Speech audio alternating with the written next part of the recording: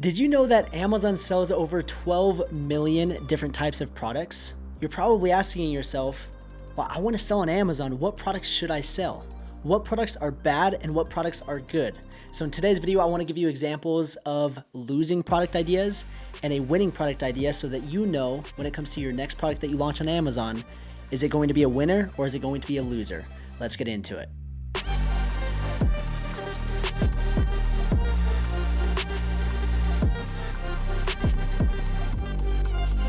What's up, champs? Welcome to today's video. My name is Trevor Peterson. I'm a full-time seven-figure Amazon seller, and I'm super excited to dive into my screen and break down examples of losing product ideas and a winning product idea to help you know, hey, is this a good product or is this a bad product? This video alone is going to either make you thousands of dollars or save you thousands of dollars. So the least that you could do is subscribe, like the video, and drop a comment. So let's come over here and let's talk about what makes a good product. Okay, we've heard it a million times. We need a product that's in high demand with low competition. But what does that actually mean? I'm going to dive into my screen and show you exactly, okay, the competition, the demand, and what we're going to do to know, okay, what is the competition and the demand of the actual product. So those are the first two things. We've heard it a million times. That's nothing new. The third thing, and this is where a lot of Amazon sellers struggle, is finding products that are not seasonal or trendy. I see a lot of people lose a lot of money because of this reason. I'll show you guys how I vet and know, okay, is this seasonal or is this a trendy product? The next thing is it easy to be different? I can't put enough stress on this point because if you're launching a product that's already existing on Amazon, like you literally copy somebody. So let's say somebody is selling this pair of scissors, okay? If I go and launch this same exact pair of scissors, the same color and same everything, why in the world would somebody buy my product versus the one that's already existing that has a couple hundred reviews? It makes no sense. So you need to figure out a way to add value, be different, and not launch the same exact plain Jane product as somebody else. Okay, so that's super important. The next thing is it restricted or is it in a gated category? If so, you better not launch that product. I've spent thousands of dollars on products that were in a that were restricted, and I just lost a bunch of money. So please avoid that mistake. The next one is no patents, trademarks, or copyright. And then lastly, what are the profit margins? It makes no sense to sell a product if you're not profitable. Okay, so those are things that make a good product. Now I want to dive into my screen and give you live examples of products that just suck. And then we'll end on a product that is a winner. So let's come over here. And again, if you guys learn anything throughout this video, please subscribe, like the video, share on this channel with a friend. It really means a lot to me. So with all this information, the first thing that we need to do is we need to have a tool called Helium 10. If we don't have Helium 10, it's impossible to know the demand. It's impossible to know the competition. It's impossible to know whether it's seasonal or trendy. It's impossible to know the profit margins. So you do have to get Helium 10. You have to invest in you and your business. And I do have a link down below. It's 50% off for the first month, or you can use coupon code AMZChampions50. You get 50% off. So go get Helium 10. It's by far the biggest game changer, but let's come over here and I'm going to show you guys the first example of just kind of a bad product. You've probably seen these all over the world. Literally everybody has these in their fidget poppers. And the issue with fidget poppers is this is a very trendy type product. And I hate trendy products because they only last for a couple months, or they come and go and come and go and come and go, and it's very difficult. So if we come over here, you can see that very clearly just by using the Helium 10 Extra Chrome extension. So we hit this button and it's going to tell us the search volume. So it's got 43,000 search volume. That is a lot of search. So that means there's a lot of demand. But just because there's a lot of demand doesn't mean that I should launch that product. There's tons of products that have demand for it, but it doesn't check off all the other boxes. So there's a lot of search. The average reviews is really high, so there's a lot of competition. But the issue is if we click on this graph right here, you're going to see, if we go all time, you're going to see that it's like a roller coaster. It goes up, down, up, down, up, down. And that's a sign that it's a trendy seasonal type product. And so right then and there, I'm like, okay, I don't really want to mess with this. I mean, it peaked at 111,000 in 2021 and it's down in November, which you would think during Christmas time, this is a great gift for kids. You would think it would be up, but it's not. So this is a seasonal product. That's something that I'm going to avoid.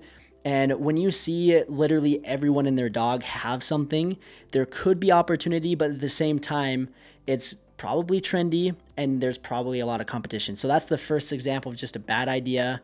The second thing is a massage gun. So this is a example of a bad product. I mean, it could have been a good product back at the time when they first became super popular. But the biggest issue with this product is it has batteries in it. And anytime you have something with batteries, it requires special approval. So this is not my expertise. I know there's some Amazon sellers that know how to go about this. Obviously, you can sell products with batteries in it, but for the most part, it is a pain.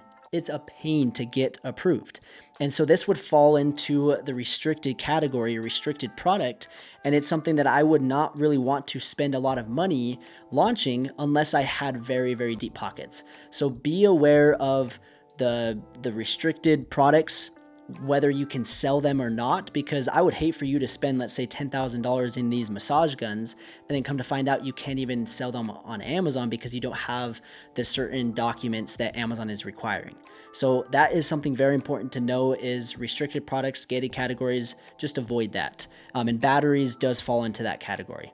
The next thing that I want to talk about is that honestly, this product has potential, but it falls into the seasonal type category.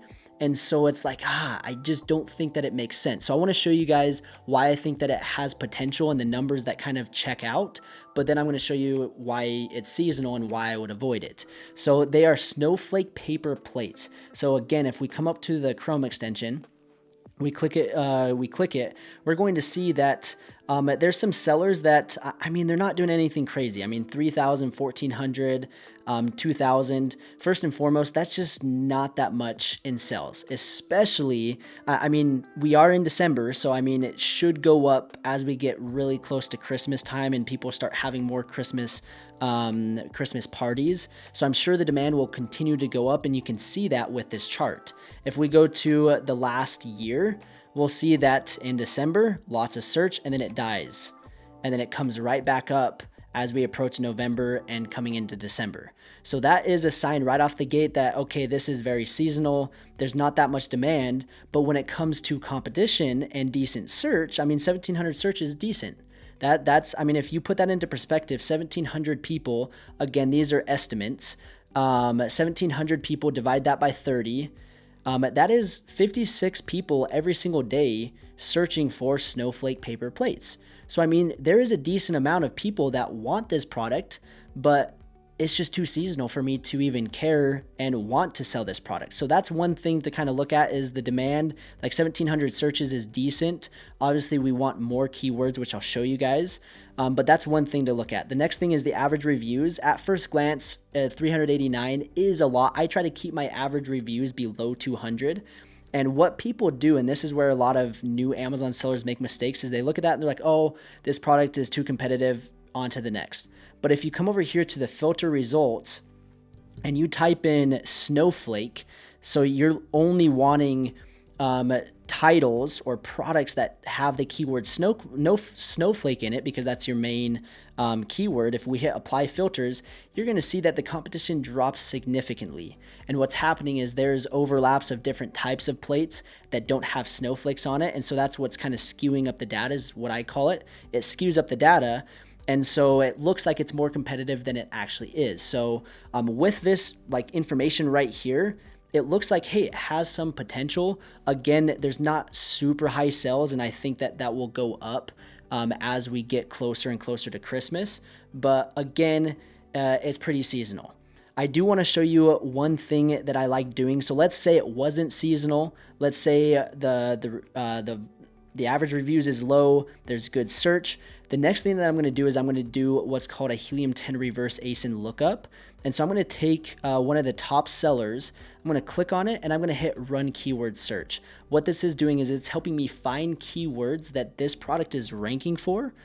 And it's going to help me know, are there other keywords that have good search? Because if there's not, then there's not as much demand as I thought. I mean, 1,700 search is decent demand, but if that's the only keyword that describes that product and there's no other, then there's not enough search for me. And so that's another red flag. So let's come over here And I did the reverse ASIN lookup. The snowflakes, I'll do organic rank 1 to 20. I want to see where this product is ranked on the first page. So that's all that organic rank means. I'm going to hit apply. And we're going to sort out these filters to the search volume, to largest to smallest. And you'll see that snowflake plates has good search. And it has 4,300. So that one keyword that I found isn't even the best searched keyword, which is a good sign. Again, snowflake paper, that's a little bit different. I mean, that's not plates. We got snowflake party plates, which is good. We've got winter paper plates, which that would fall under that category. We got frosty paper plates, and we get less and less search volume. So that's where it becomes more and more of a red flag. And then we'll also see that this search volume trend, I mean, this is up 728%. So that means that it's a trendy and it's a seasonal type product. And if we click on snowflake plates, we'll just look at the search volume over time, and you'll see that it goes up in December, down to almost like nothing, up, and then down, up. That's a sign of a trendy and seasonal product, so I'm going to avoid that. So that's one thing. It kind of has potential, but not really. It's too seasonal for me. And then here is another example of that exact same kind of, hey, it has good search, it has low competition, but it's just a little too seasonal. And this is another one, a deer cutting gloves. And this one's not as bad, it's not as seasonal, but at the same time, if you guys hunt, the hunt happens in the fall. And so right now, this is kind of the main time where this is in really high demand. And so if we pull up the X-Ray Chrome extension, you're gonna see that, again, the average reviews is super high, which is not the case. I'm gonna type in deer, and it drops down to 170 because deer cutting gloves, that's the main, that's my main keyword. We've got high search, but again, if we come to this graph, we're going to see that it spikes and then it comes down, spikes and comes down, spikes and comes down. That is a sign of a bad product, even though all the numbers check out. So my biggest piece of advice is if you're going to launch, let's say next year, this deer cutting glove product idea, the goal and the key would be to get in stock probably in like August and get going and take advantage of that seasonal period through like October, November, and part of December, and try to sell as much as you can. And so there is risk because you might order too much inventory, you might not order enough. And so that's why for the most part, I just say, hey, just avoid that in general. The next product that I want to show you of why this is a losing product idea, I searched Disney pins. I just went to Disneyland just a few weeks ago, so this was on the top of my head. And so I searched Disney pins, and there's good demand, and it's crazy how many people just love Disney. There are so many avid fans, and like it's a whole nother world. So it's kind of my first time experiencing that. But anyways, that doesn't have to do with anything to sell on Amazon, but it did make me think of this idea of Disney pins. You can buy them at Disney for like 20, 25 bucks. And so I was like, I bet like if somebody could sell those on Amazon, you could make a fortune. But the issue is if we come back here to my list of what makes a good product is no patents, trademarks, or copyright. And if you were to go and sell a Disney pin with Mickey on it, you would get literally a letter in the mail, an email. Amazon would shut you down so quick because Disney does not mess around with that. They do not want you selling things that they own the intellectual property for. So they own all the designs, they own the trademarks, they own several different patents. In this case, a pin doesn't have a patent. They mainly own the copyright. And so if you were to go and launch that thinking, oh yeah, the demand's good, there's not a lot of competition. And the reason there's not a lot of competition is because nobody is selling it because they don't have the permission. So don't fall into that trap. I've done that before where I've launched a product that had a saying on it and I got shut down because that saying was trademarked, it was copyrighted. And so you just want to make sure that if you go and launch like a mug or a t-shirt or different types of pins or banners of some sort, just make sure that the writing on it is not trademarked. So that's super important, and that was a lesson learned for me. And so that's another example of kind of a product that looks like it has potential, but at the same time, you're infringing on their copyright. So avoid that. So those are examples of just some bad product ideas, some things to kind of look out for, some things to avoid. Now I want to show you guys an example of a good product. So you guys kind of get the feel of, okay, we got the demand, we got the competition, and different things like that. So I want to show you guys this product, and it's a parking sign. Okay, you're thinking, okay, like parking signs, like that's crazy. Like that doesn't make any sense. And it's kind of funny, like the products that have potential on Amazon are ones that you wouldn't really think of. And that's kind of the beauty of Amazon, is there's so many products. Like I mentioned, there's 12 million different types of products. So let's pull up the Chrome extension right here. Again, if you guys don't have Helium 10, you absolutely need it. The link will be down below for the 50% off. So parking signs, you'll see that the search volume is pretty decent, 1,500 searches. That's not like through the roof. Obviously, I have products that have a lot more search, but at the same time, for like a first product, like that's not terrible. But again, if that's the only keyword that's describing this product, then it is kind of terrible. So you want multiple keywords that have 1,000, 2,000, 3,000, 4,000 search. If you can find ones that are more with low competition, then that's where they get even better and there's more money to be made. So right there, 1,500 search. So right off the gate, I click on this history, seeing kind of the trend. And you can see that honestly, like it doesn't have the massive spikes and roller coasters that the other products do. Now there is a little bit of seasonality, like right here, it kind of comes low, but then it comes back. So it looks like February, March, for whatever reason, there is a little bit less, but then it's continued to go up. So it's on an upward trend, which is good.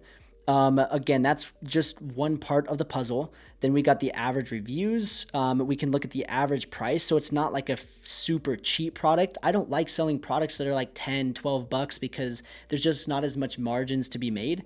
And so the average price is not terrible. I mean, if you're selling this sign, I mean, this one's selling for 30 bucks. Like that's decent, like a $30 product. That's awesome. So that's a good sign. So the next thing that I'm going to do is I'm going to do the run keyword search, and it's going to open it up into Cerebro. And right there, I sort things out, and we see that there are quite a few different keywords that have parking sign in it. We got reserve parking sign that has 3,000 search. If we look at the search volume over time, all time, it's on an upward trend. It's going up. And for whatever reason, I guess that 2020 right there, that's COVID, and most people weren't parking. And so that's probably why it had that dip, but it's on an upward trend. So that's a good sign. And for whatever reason, it peaked. That's back to school probably. And so they were trying to find these reserve parking during that time, but it's on an upward trend. So that's a good sign. Let's look at some other ones. Parking sign right here. Again, it's on an upward trend over the last year, so that's a good sign. And there's multiple keywords that have 1,000 plus search. So we got 3,000, we got 3,000, we got 1,500. So I mean that's 70. If my math is right, 7,500. Then we've got basically another one with 1,000. So that's almost 10,000 searches between the top, let's say, 10 keywords. And if, again, I like just kind of painting this into perspective, if I have 10,000 people a month searching for parking signs, that is 333 people per day that are looking for my product. And if I can take, let's say, 10% of those sales, or even a percentage, let's say 5%. So half of that, let's say 15 sales a day, or let's even say 2% of that. And let's say I do 5 or 8 sales a day. So if I'm doing 8 sales at 30 bucks, I mean, that's $240 times that by 30. That's a potential $7,200 product in of itself. So that's kind of how I look at products. And that's how I know, okay, that has potential or it doesn't. Okay, so those are super important things to look at. And again, if we come back and look at the list to wrap up this video, there's demand for it. It's not crazy. Like you're not going to make $1 million off that product, but there is demand. The competition, yes, it's extremely low. I mean, the average reviews I think was just over 100, so there's not a lot of competition. The seasonality of it, or it being trendy, I don't think cars are going away. I don't think parking is not going away anytime soon. If it does, that's here in like 20, 30 years. It's not super seasonal. It's on an upward trend. Is it easy to be different? I'm sure it is. Like you could come up with a different design, different color. You could offer multiple packs instead of just one sign. You could offer 4 designs or 6 designs or different things or customizable designs or something. So there's ways to be different. It's not restricted or in a gated category. It's an open category. There's no patents or trademarks or copyright. I mean, there's no patents on just a sign. There might be trademarks or copyright on a certain design style. So you just need to come to market with something that you make, something that you design yourself, which that's something that you can go have fun with, get creative. And then the profit margins, I'd assume that these are extremely profitable. If we come back here to Amazon, I mean, all they are is just like a sheet of metal with some printing on it. And if they're selling them for 20, 30 bucks, I guarantee there's profit to be made. So all of that checks off my list. And those are things that I look for in a product. I hope you guys learned something. I hope you guys screenshotted this. If you guys didn't, I'll come right back. Screenshot this. And these are things that make a good product. So pay attention to this.